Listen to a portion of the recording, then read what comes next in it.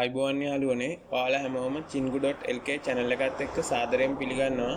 අද ඔයාලට අරගෙන ආව E8 වීසා සම්බන්ධව ඒ කියන්නේ ව්‍යාජ පණිවිඩයක් නිකුත් වෙලා තියෙනවා. ඒ කියන්නේ සමහරක් කට්ටියන්ට මේක ඇවිල්ලා තියෙනවලු ව්‍යාජ පණිවිඩයක්. SMS මගින් හා WhatsApp මගින් තමයි මේක මේ එනවා කියලා කියන්නේ. විදේශ සේවාවකින් ඔයාලා දැනුවත් කරලා තියෙනවා මේ වගේ මැසේජ් එකක් ආවොත් ඒවට රැවටෙන්න එපා කියලා.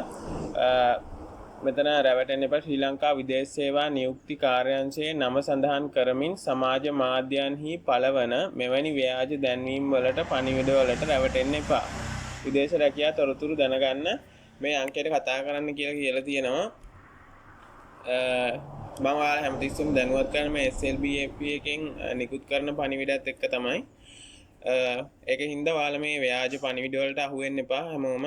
මේ දැන් E8 වීසා සම්බන්ධව ගොඩක් කට්ටිය හොයලා බලන හින්දා ගොඩක් ෆේක් දේවල් මේ සමාජ මාධ්‍ය වල පළ වෙනවා. ඒකින්ද ඔයාලා හැමෝම විදේශ සේවාවේ මේ Facebook page එකෙන් follow කරලා තියාගන්න. ඒකේ හැම විස්තරයක්ම දානවා. ඒකින්ද ඔයාලා හැමෝම මේ පිළිබඳව පොඩ්ඩක් දැනුවත් වෙන්න. ඔයාලා දන්න කට්ටියන්ටත් අනිවාර්යයෙන්ම මේ සම්බන්ධව කියන්න. නැත්නම් සමහර කට්ටිය මේකට මේ ගිහිල්ලා ඊට පස්සේ සල්ලි ගෙවලා මේ අසරණ වෙච්ච කට්ටිය ඉන්නවා ඕනතරම්.